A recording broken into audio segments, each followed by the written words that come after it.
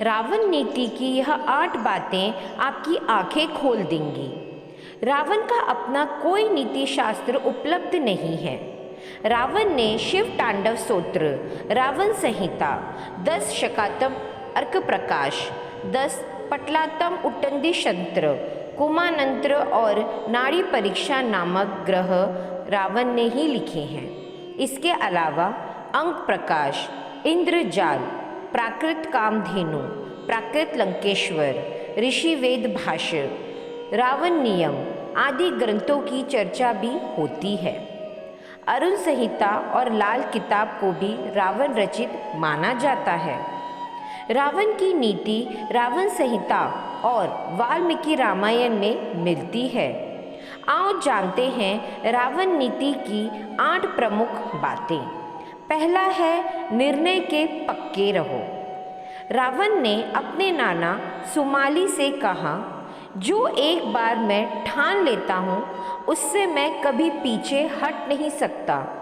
मृत्यु का भय भी एक वीर पुरुष को अपने वचन से विमुख नहीं कर सकता है। दूसरा, किसी की परवाह मत करो। हनुमान जी द्वारा लंका दहन के बाद रावण ने अपने मंत्रियों से कहा, लोग मुझे आज क्या सोचते हैं या क्या सोचेंगे, मुझे इसकी परवाह बिल्कुल नहीं है। क्षीण बुद्धि वाले इस समाज को तो परमेश्वर भी संतुष्ट नहीं कर पाएगा। कुछ लोगों के लिए मैं एक देवता हूँ और कुछ के लिए राक्षस। लोग केवल अपना स्वार्थ जानते हैं। जब आप में उनको स्वार्थ दिखे तब आप उनके लिए देवता हो, और जब उनके स्वार्थ को आप पूरा ना कर सको तब आप उनके लिए एक राक्षस बन जाते हो। यह समाज अपने अपने स्वार्थ से ही चलता है। यह स्वार्थ ही देव, दानव और मनुष्यों से अपराध करवाता है। अतः स्वार्थ को छोड़कर जो अपना जीवन धर्म व्यतीत कर सके वह पुरुषोत्तम कहलाता है। तीसरा, अतिरेक में जियो। हे मंदोदरी, मैं जानता हूँ कि आज मेरी पराजय निश्चित है। पितामह ब्रह्मा जी के द्वारा दिया हुआ वरदान आज मेरे ऊपर एक श्राप बनकर मंडरा रहा है। किसी भी व्यक्ति को ख्यालित पाने के लिए या तो देवतुल्य बनना पड़ता है अथवा दानव समान। यदि अच्छा बनना हो तो इतना अच्छा बनो कि इंद्र भी अपना सिंहासन तुम्हें दे दे, और बुरा बनना हो तो इतना बुरा बनो कि स्वयं नारायण तुम्हें पापों की मुक्ति देने हेतु अवतरित हो। अतः मैं मंदोदरी आज मैं धर्म का प्रतीक बन चुका हूँ। अनगिनत पापों से मेरा घड़ा भर चुका है। मैं जानता हूँ कि मैंने अपने अहंकार के कारण नारायण को नहीं पहचाना, और मैं यह भी जानता हूँ कि उनका अवतरण मेरे विनाश के लिए ही हुआ है। परंतु तुम यह जान लो कि रावण कभी नहीं मरेगा। मृत्यु के उपरांत यह रावण सदैव के लिए अमर बनकर रहेगा। चौथा, जो बीत गया बुद्धिमान उसका शोक नहीं करते।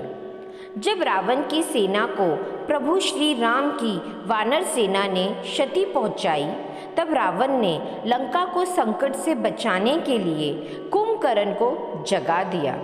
परंतु कुंभकर्ण ने अपने भ्राता रावण के अधार्मिक कार्योलापों को सुनकर उन्हें समस्त लंका के विनाश का उत्तरदायी ठहराया एवं उन्हें आने वाली पराजय की चेतावनी भी दी। यह सुनकर रावण ने कुंभकर्ण से कहा, हे अनुज कुंभकर्ण, जब विनाश के बादल चारों ओर से लंका को घेरे खड़े हैं, तब तुम मुझे यह न सिखाओ कि क्या उचित है और क्या अनुचित। हाँ, मैंने अपने लोभ के वश में सीता का हरण किया और आज वही मेरी मृत्यु का कारण बनने वाली है। हाँ, मैंने नारायण को पहचानने में भूल की और उन्हीं के कारण मेरे अनगिनत वीर योद्धा आज वीर गति को प्राप्त हुए हैं। हाँ, मैंने अपने अहंकार के चलते श्री राम के शांति प्रस्ताव को ठुकरा दिया और आज मेरी सोने की लंका एक शमशान बन चुकी है। परंतु जो बीत गया, बुद्धिमान उसका शोक नहीं करते हैं। भविष्य की चिंता कभी कर्मयोगी नहीं करते। इस समय, इस क्षण में जो जीते हैं वही महात्मा कहलाते हैं। युद्ध जब आरंभ हो चुका है तो इसे मेरी मृत्यु से ही समाप्त होना पड़ेगा। यही विधि की लेख है और नियति भी। रावण इसे हंसते हंसते स्वीकार करेगा ताकि इतिहास रावण को भीरू अथवा कायर न समझे। 5वां, कभी किसी भी हालत में मत झुको। अंतिम युद्ध में जाने से पहले रावण ने महाकाल आरती का प्रबंध किया, परंतु आरती में अपशगुन हेतु रावण ने महाकाल महेश्वर से कहा कि हे महाकाल, हे परमेश्वर, हे शंकर, आज इन अपशगुनों द्वारा आप रावण को डरा नहीं सकते। आपने क्या सोचा कि मैं आपका परम भक्त दशानन रावण इन अपशगुनों से डर जाऊंगा और युद्ध को रोककर राम के चरणों में समर्पण कर दूंगा? नहीं, रावण मिट जाएगा परंतु झुकेगा कभी नहीं। अपनी आन को बेचकर जो जीते हैं वह एक कीट की भांति हर दिन मरते रहते हैं। दया की भीख में जो रहते हैं उन्हें जीवन भी दया का पात्र बनाए रखता है। इस युद्ध में मेरे अनेक संगे संबंधी, भाई, पुत्र, पौत्र एवं अनेक प्रजाओं ने बलिदान दिया है।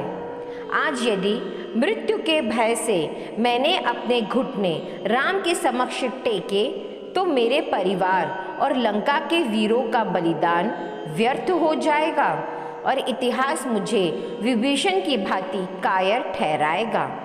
अतः हे शिव शंभु, हे शंकर, हे भोलेनाथ, रावण कभी झुक नहीं सकता। यदि इस युद्ध में मेरी मृत्यु भी हो जाए तो मैं इसे आपका प्रसाद समझकर ग्रहण कर लूँगा। 6, अच्छे कार्यों में देर नहीं करनी चाहिए। अतः समय में रावण ने लक्ष्मण को 3 सीख दी थी। अच्छे कार्य में कभी विलंब नहीं करना चाहिए। अशुभ कार्य को मोहवश करना ही पड़े तो उसे जितना हो सके उतना टालने का प्रयास करना चाहिए। 7वां, किसी को तुच्छ न समझे। शक्ति और पराक्रम के मध्य में इतना अंधा नहीं हो जाना चाहिए कि हर शत्रु तुच्छ और निम्न लगने लगे।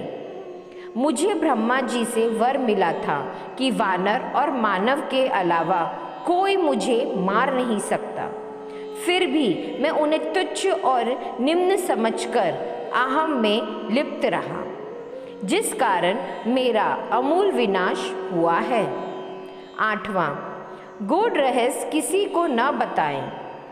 तीसरी और अंतिम बात, रावण ने लक्ष्मण से कहा, अपने जीवन के गूढ़ रहस्य स्वजन को भी नहीं बताना चाहिए, क्योंकि रिश्ते और नाते बदलते रहते हैं। जैसे कि विभीषण जब लंका में था तब मेरे शुभेच्छु था, पर श्री राम की शरण में आने के बाद मेरे विनाश का माध्यम बना।